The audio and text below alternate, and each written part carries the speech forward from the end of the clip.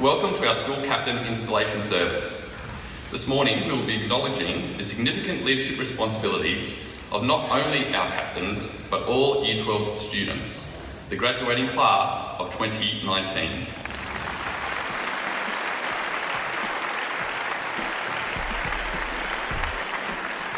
I love the school. It's given me so many opportunities and I wanted to give back so that other students would also be able to have these opportunities. And I think that when people have dreams in our school community, that's what inspires us to do great things. Yeah. It's all been great working together collaboratively. It's going to be a seamless year with all our communication. If you use that ambition to improve your immediate community and then reach out to the wider community, it's a great thing to possess and then use to help others.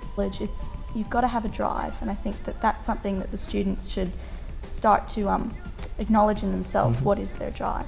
And I think that if you just be yourself, those qualities will shine through, and then you can really see who the true leaders will be.